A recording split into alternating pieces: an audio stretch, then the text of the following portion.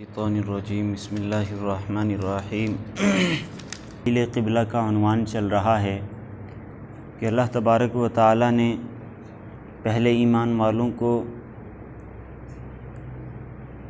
بیت المقدس کی طرف رخ کر کے نماز پڑھنے کا حکم دیا،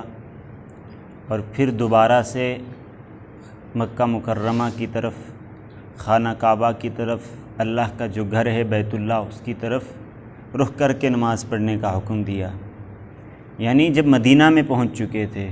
پہلے تو سب سے پہلے خانہ کعبہ ہی تھا ایمان والوں کا قبلہ، لیکن اس کے بعد تبدیل ہو کر بیت المقدس بنا، پھر دوبارہ سے خانہ کعبہ کی طرف رخ کر کے نماز پڑھنے کا حکم ملا۔ اس پر بعض لوگوں نے اعتراض کیا، قرآن کی نظر میں وہ سارے کے سارے بیوقوف ہیں، اس لیے کہ قرآن کہتا ہے للہ المشرق والمغرب، مشرق اور مغرب اللہ ہی کے لیے ہیں، بذات خود ان کی طرف رخ کر کے نماز پڑھنے میں کوئی حکمت یا پھر کوئی ثواب نہیں ہے، بلکہ اس میں ثواب اسی وجہ سے ہے کہ وہ اللہ کا حکم ہے، اور اللہ جسے توفیق دے وہی اس کو حکم کو مانتا ہے، اور جسے توفیق نہ دے اسے محروم رکھتا ہے، اور پھر وہ محروم ہونے کی وجہ سے طرح طرح کی باتیں کرتے ہیں، انہی کو کہا یہ بیوقوف ہیں، حقیقت کو سمجھ نہیں سکے، اعتراض کیا، لہٰذا یہ بیوقوف ٹھہرے۔ یہدی من یشاء الی صراط مستقیم، اللہ ہدایت دیتا ہے جسے چاہتا ہے الی صراط مستقیم، سیدھے راستے کی۔ صحیح راستہ اور حق کا راستہ پہچاننا یہ اللہ کی بہت بڑی نعمت ہے،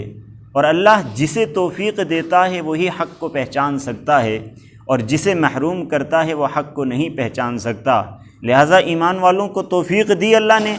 ان کو جس طرف رخ کر کے نماز پڑھنے کا حکم ملا انہوں نے سر خم تسلیم قبول کیا، اور اسی جانب رخ کر کے نماز پڑھنے لگ گئے بغیر کسی چوچرا کے۔ لیکن منافقین، مشرکین، یہودی، تمام لوگ اعتراض کرنے لگے کہ اگر تبدیلی قبلہ کرنا تھا تو پھر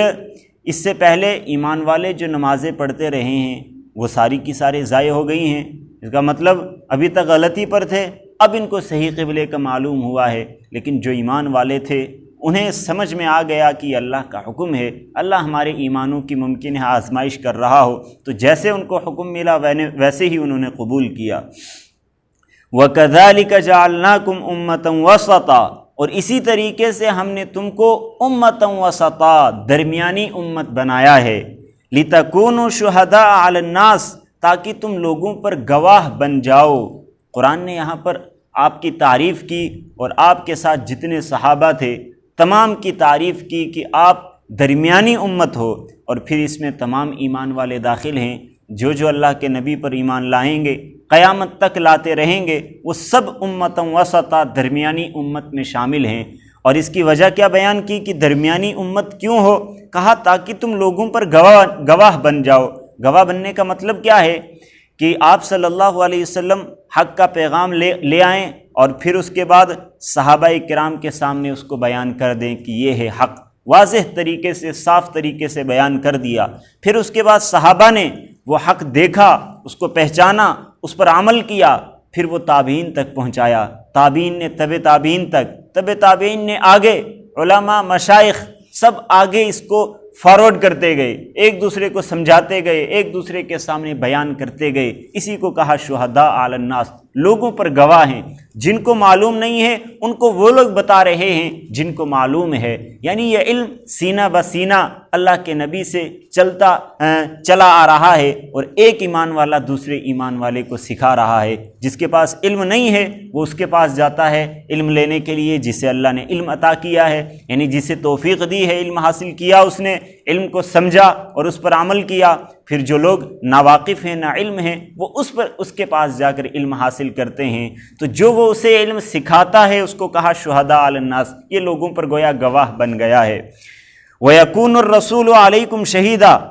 اور رسول آپ پر گواہ بن جائیں، یعنی رسول نے آپ تک پیغام پہنچا دیا، اور پھر اس کے بعد آپ لوگوں تک پیغام پہنچاتے جا رہے ہیں۔ جو ہر زمانے میں علماء کا یہی کام ہے کہ وہ عوام تک دین کا اور حق کا پیغام پہنچائیں، اور یہ علماء لوگوں کے لیے گویا گواہ بنتے جا رہے ہیں۔ وَمَا جَعَلْنَا الْقِبْلَةَ الَّتِي كُنْتَ عَلَيْهَا إِلَّا لِنَعْلَمَ مَن يَتَّبِعُ الرَّسُولَ،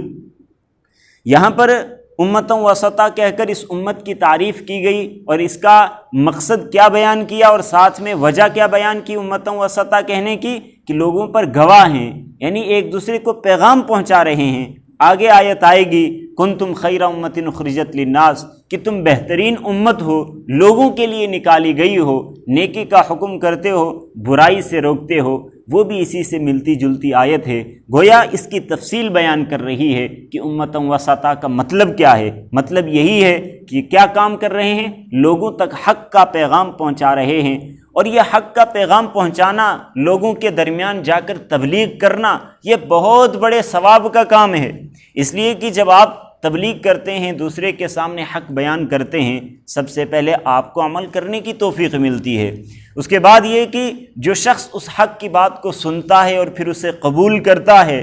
تو جب تک وہ اس پر عمل کرتا رہتا ہے اور جس کے کہنے پر کرتا ہے، کرنے والے کو تو ثواب ملتا ہے، لیکن جس کے کہنے پر کیا اس کو بھی ثواب ملتا رہتا ہے جب تک وہ اس پر عمل کرتا رہتا ہے۔ گویا اس کے لیے صدقہ جاریہ بن جاتا ہے۔ وہ اگر دنیا سے بھی چلا جاتا ہے، حق کا پیغام دوسرے تک پہنچا دیا، اب وہ دار فانی سے کوچ کر گیا ہے، اپنا آخری سفر اس نے طے کر لیا ہے، مر چکا ہے، لیکن اس کے گویا کی آخرت کے نامہ اعمال میں نیکیاں جمع ہو رہی ہیں، صدقہ جاریہ اس کے لیے بن گیا ہے، کیونکہ اس نے دوسروں تک حق کا پیغام پہنچا دیا ہے۔ اسی طریقے سے آپ چل کر جاتے ہیں محلے میں، بستی میں، لوگوں کو دین کی دعوت دیتے ہیں، مسجد میں آنے کے لیے کہتے ہیں، نماز پڑھنے کے لیے کہتے ہیں، بہت بڑے